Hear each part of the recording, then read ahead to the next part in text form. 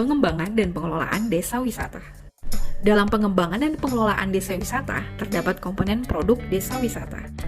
Inti dari produk pariwisata adalah destinasi wisata. Inilah yang menjadi daya tarik utama atau core business dari industri pariwisata. Destinasi berkaitan dengan sebuah tempat atau wilayah yang mempunyai keunggulan dan ciri khas, baik secara geografi maupun budaya, sehingga dapat menarik wisatawan untuk mengunjungi dan menikmatinya. Menurut Cooper, pada tahun 1993, sebelum sebuah destinasi diperkenalkan dan dijual seperti halnya desa wisata, terlebih dahulu harus mengkaji 4 aspek utama, yaitu attraction atau atraksi. Atraksi merupakan sebuah produk utama sebuah destinasi.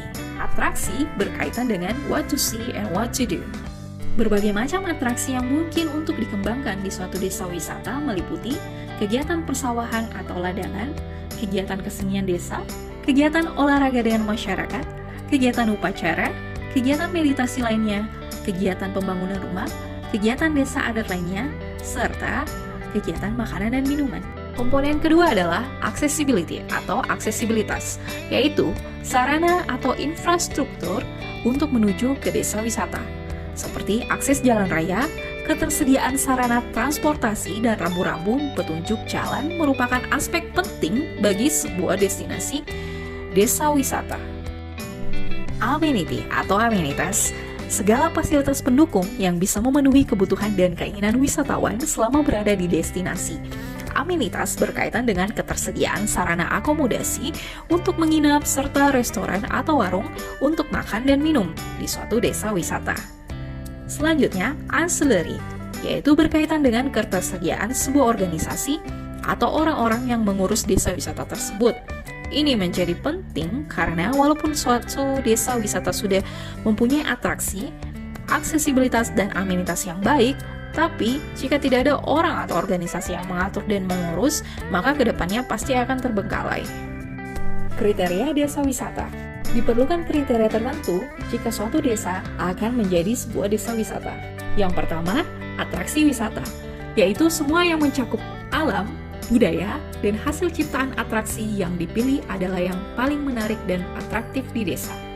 Yang kedua, jarak tempuh, yaitu jarak tempuh dari kawasan wisata, terutama tempat tinggal wisatawan, dan juga jarak tempuh dari ibu kota provinsi dan jarak dari ibu kota kabupaten.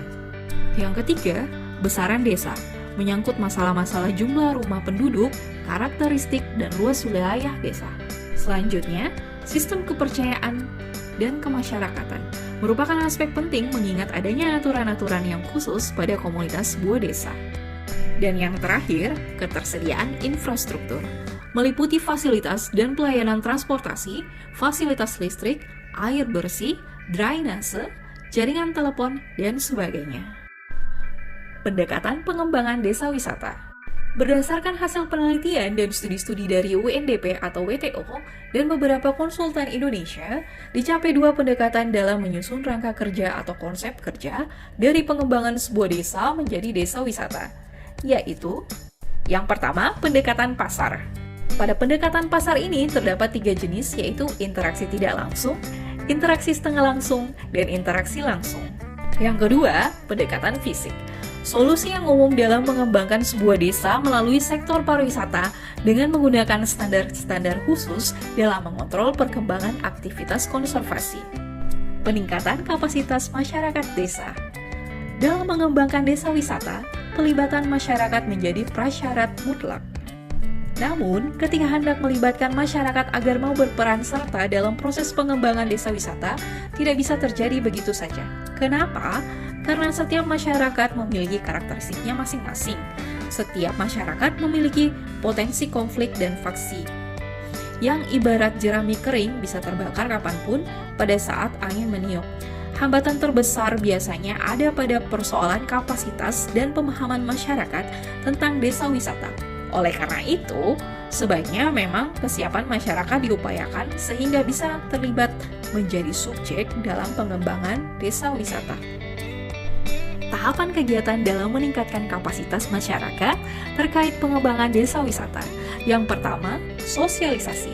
Sosialisasi bertujuan untuk menyamakan persepsi, visi dan misi tentang desa wisata antara masyarakat, konsultan atau pendamping dengan pemerintah. Di samping itu, melalui forum sosialisasi, program desa wisata tersampaikan kepada masyarakat luas atau perwakilan masyarakat.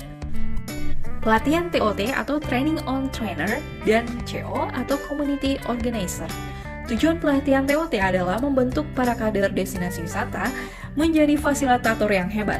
Sedangkan pelatihan CO atau Community Organizer bertujuan untuk membekali para pesertanya dengan serangkaian ilmu pengorganisasian masyarakat sehingga mampu menjadi seorang pengorganisir masyarakat atau community organizer yang handal, khususnya dalam hal pengembangan desa wisata.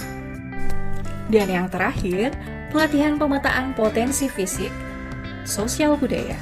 Kegiatan ini bertujuan untuk meningkatkan pemahaman dan kesadaran masyarakat tentang potensi desa dalam rangka menyusun perencanaan desa wisata. Potensi yang dipetakan antara lain potensi fisik atau alam, potensi sosial, dan potensi budaya. Berbagai potensi yang diidentifikasi tersebut sangat penting sebagai basis atau dasar dalam penyusunan paket atraksi desa wisata.